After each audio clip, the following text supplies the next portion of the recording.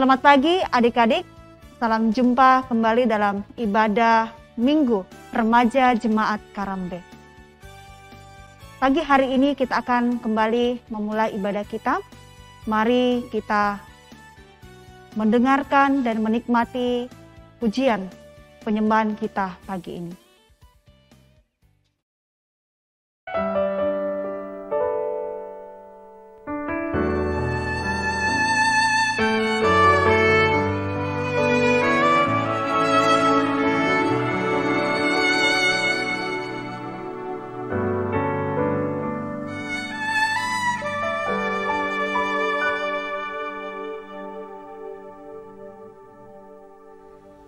Saat ku masuk ke hadirat-Mu, ku tersungkur dan sembah-Mu. Ku persembahkan korban syukurku yang terbaik bagi-Mu.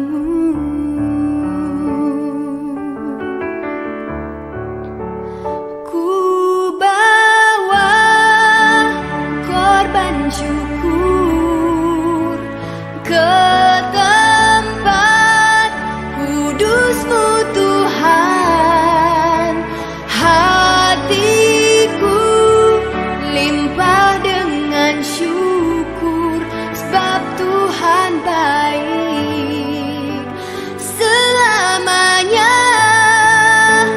Ku bawa korban syukur ke tempat kudus-Mu Tuhan, hatiku limpah dengan syukur sebab Tuhan baik. Oh, sebab Tuhan baik.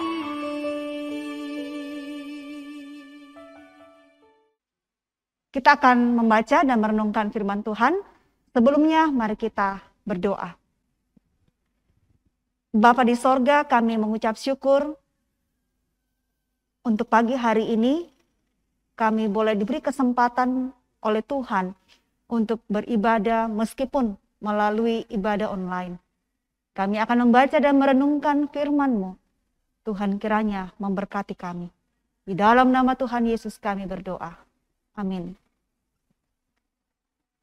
Pembacaan kita pada pagi hari ini terambil dari 1 Raja-Raja pasal 19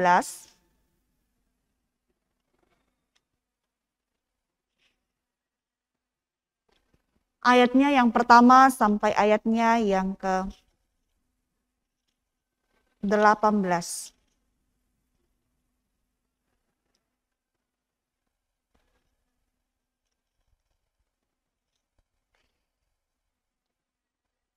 Firman Tuhan, ketika Ahab memberitahukan kepada Isabel segala yang dilakukan Elia dan perihal Elia membunuh semua nabi itu dengan pedang, maka Isabel menyuruh seorang suruhan mengatakan kepada Elia, "Beginilah kiranya para Allah menghukum aku.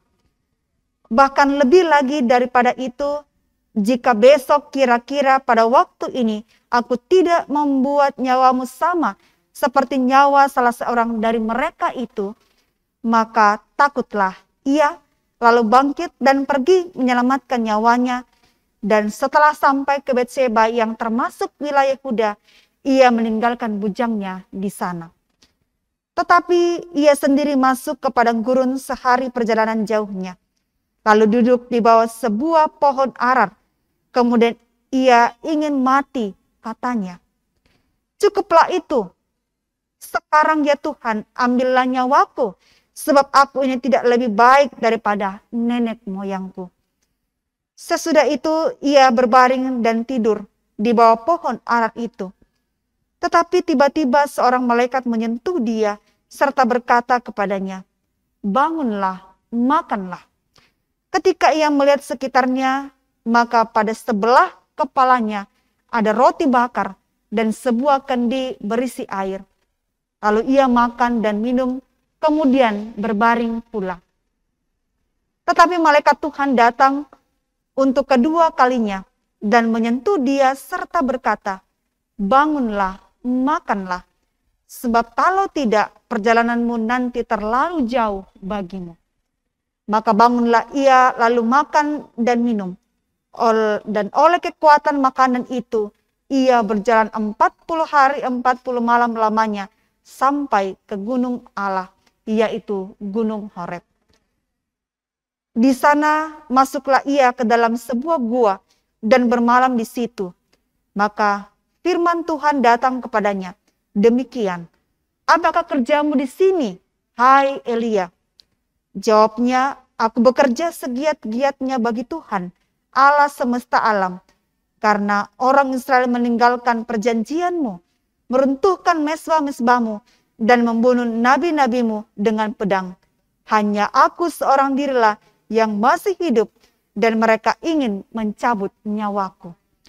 Lalu firman-Nya, "Keluarlah dan berdiri di atas gunung itu di hadapan Tuhan."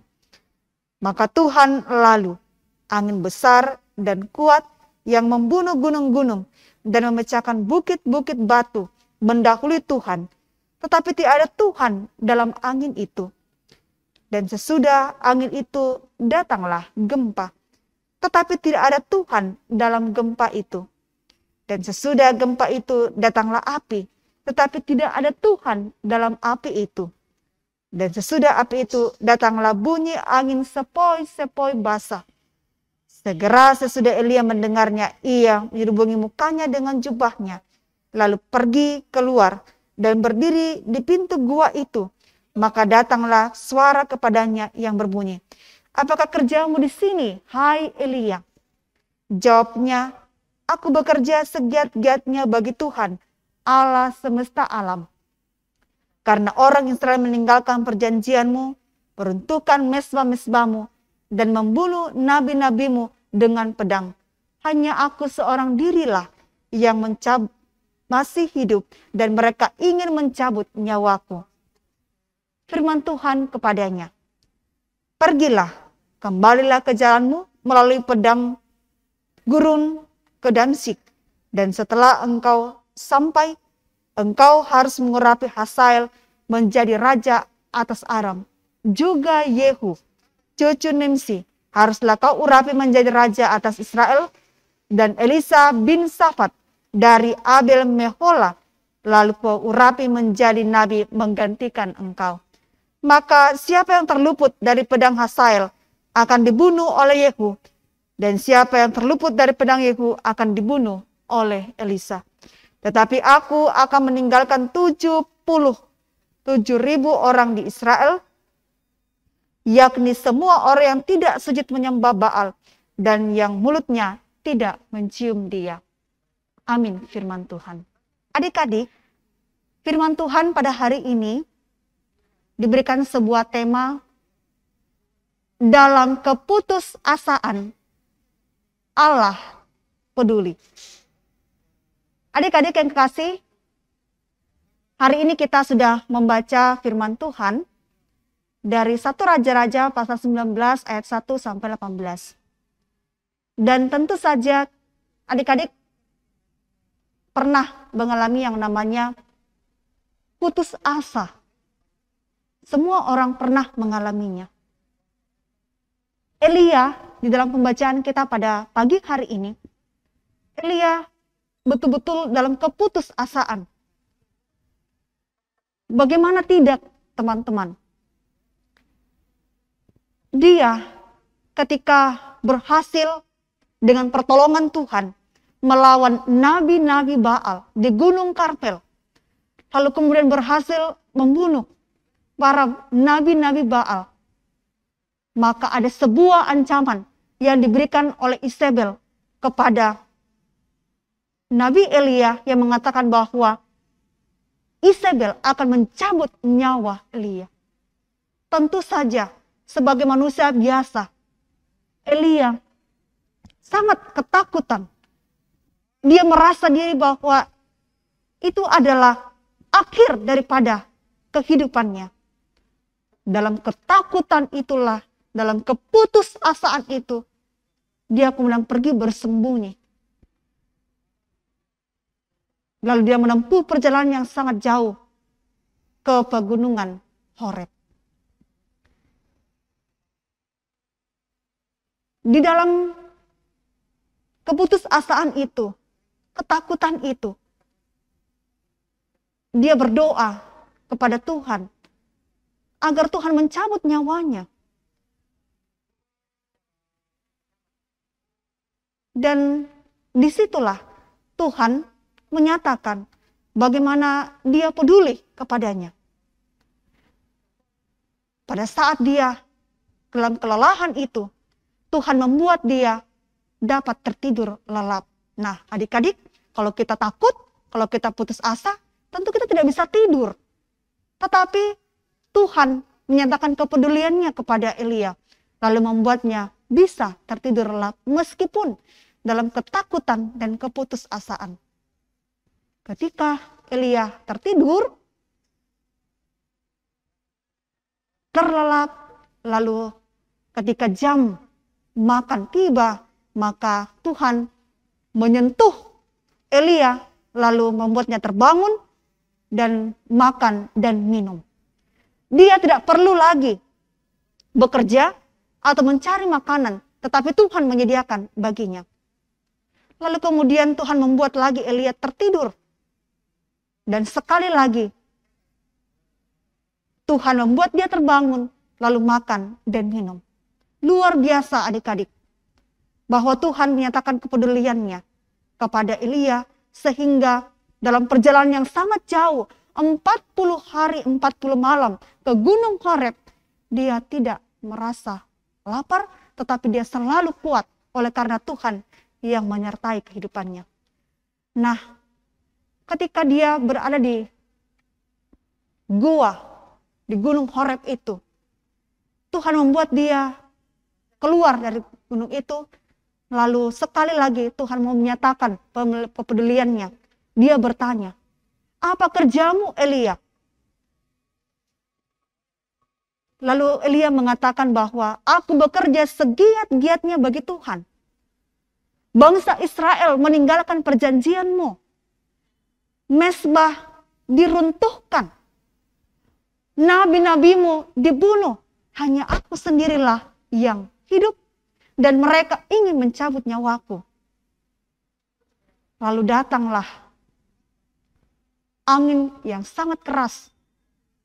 Memecahkan bukit-bukit, tetapi tidak Tuhan di dalamnya. Kemudian datang gempa, tetapi tidak Tuhan di dalamnya. Ada angin sepoi-sepoi basah, tetapi tidak Tuhan di dalamnya. Lalu Tuhan kemudian lagi berkata, apa kerjamu Elia di sini? Lalu Elia sekali lagi menyatakan bahwa aku bekerja segiat-giatnya bagi Tuhan. Bangsa Israel meninggalkan perjanjianmu. Mesbah-mesbah diruntuhkan. Aku sendirilah yang hidup. Dan mereka ingin mencabut nyawaku. Di sini adik-adik, Tuhan ingin menyatakan kepada Elia bahwa itulah tugas panggilannya. Dan itu resiko yang dia harus ambil. Bahwa sekadang-kadang ketika kita memenuhi panggilan Tuhan, kita pasti akan banyak ancaman yang akan datang kepada kita. Tetapi jangan takut, Tuhan pelihara, Tuhan peduli kepada kita. Dan Tuhan kemudian membuat Elia, mengutus Elia untuk kemudian melakukan pengutusan kepada 3 orang, yaitu Hazael sebagai Raja Alam, Yehu sebagai Raja Israel, dan Elisa pengganti Elia. Itu meneguhkan bagi Elia bahwa Elia adalah hamba Tuhan yang harus tetap memenuhi panggilan Tuhan. Dan Tuhan sekali lagi juga menyatakan pemeliharaannya bahwa dia tidak sendiri, teman-teman. Ada 7.000 orang yang tetap setia kepada Tuhan. Yang akan selalu bersama-sama dengan dia.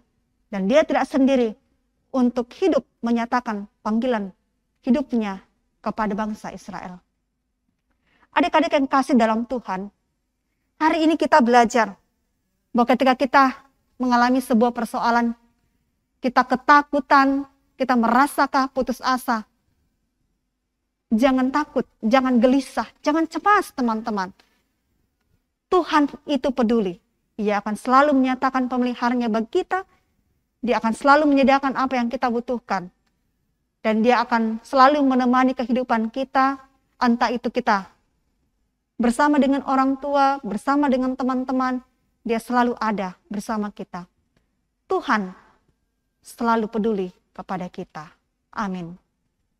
Adik-adik yang kasih, dalam keputusasaan Allah peduli. Mari kita mendengarkan satu pujian yang menguatkan kita. Allah peduli.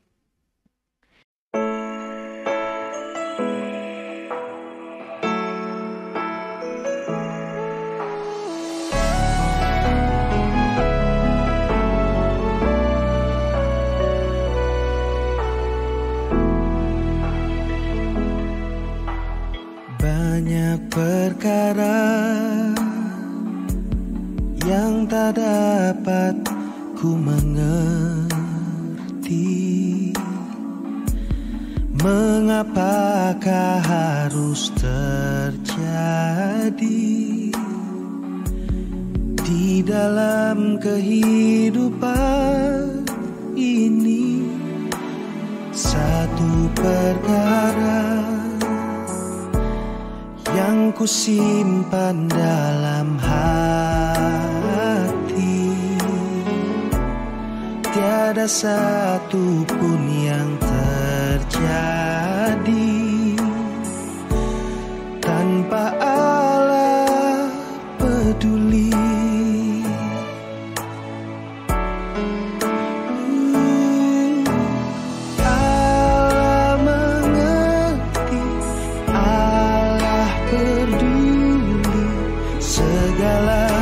Persoalan yang kita hadapi takkan pernah dibiarkannya ku bergumul sendiri, sebab Allah mengerti.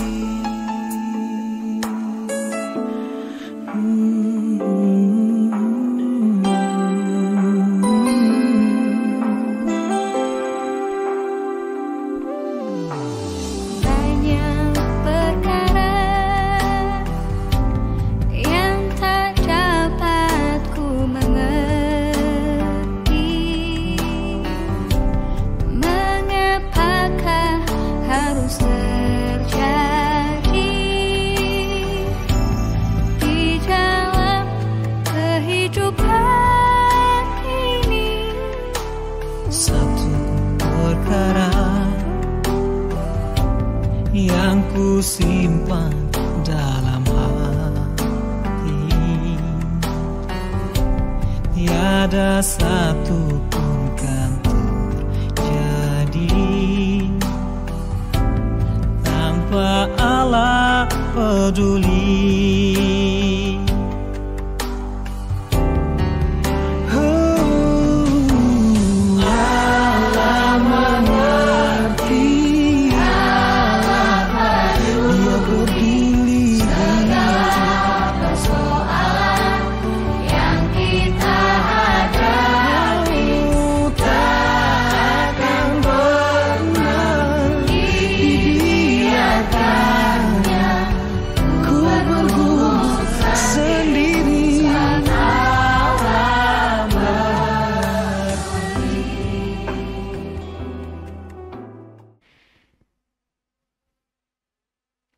Adik-adik, kita akan memberikan tanda ungkapan syukur kita kepada Tuhan.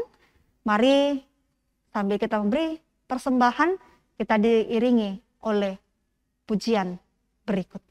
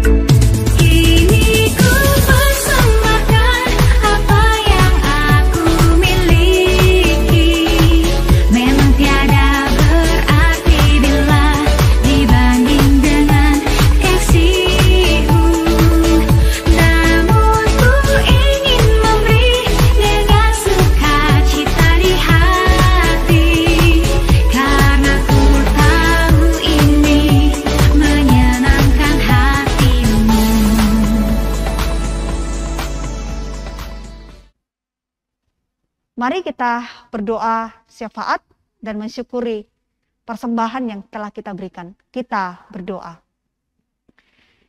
Ya Bapa di sorga, di pagi hari ini kami bersyukur kepadamu, oleh karena kami sudah mendengarkan firman Tuhan yang mengajarkan kepada kami bahwa Engkau Allah yang akan selalu peduli dalam keputusasaan kami, dalam ketakutan kami, dalam kecemasan dan kegelisahan kami. Kami percaya bahwa Engkau ada bersama dengan kami. Kuatkan kami Tuhan, ingatkan kami bahwa Engkau selalu ada bagi kami. Pagi hari ini kami berdoa Tuhan untuk kami semua anak-anak-Mu di remaja Jemaat Karambe yang tetap sekolah online. Tuhan kiranya selalu memberkati kami agar kami boleh tetap sehat bersama dengan keluarga kami. Tuhan menolong kami agar tetap dikuatkan oleh Tuhan untuk melewati masa-masa pandemi ini. Terlebih khusus agar kami tetap rajin beribadah, berdoa, dan juga mengerjakan tugas-tugas yang diberikan oleh Bapak Ibu Guru di rumah. Tuhan berkati orang tua kami, supaya orang tua kami tetap membimbing kami ke jalan yang Tuhan kehendaki. Berkati juga guru-guru sekolah minggu kami, supaya mereka boleh tetap setia mendampingi kami. Dan mereka juga terberkati oleh karena Engkau memelihara kehidupan mereka. Kami telah memberikan tanda ungkapan syukur kami Tuhan melalui persembahan. Berkati Tuhan agar persembahan itu dapat dipakai dengan baik di dalam pelayanan-Mu di Jemaat Karambe. Kami serahkan seluruh kehidupan kami sepanjang hari ini kepadamu Tuhan. Bahkan sepanjang minggu ke depan ini. Agar kami tetap sehat. Dan oleh karena perlindungan-Mu kami terbebas dari COVID-19. Ini doa dan ungkapan syukur kami ya Tuhan. Di dalam nama Tuhan kami Yesus Kristus kami berdoa dan mengucap syukur. Haleluya. Amin. Adik-adik yang kasih dalam Tuhan, demikianlah ibadah online kita pada hari ini. Sampai jumpa minggu depan. Tuhan memberkati kita. Dadah.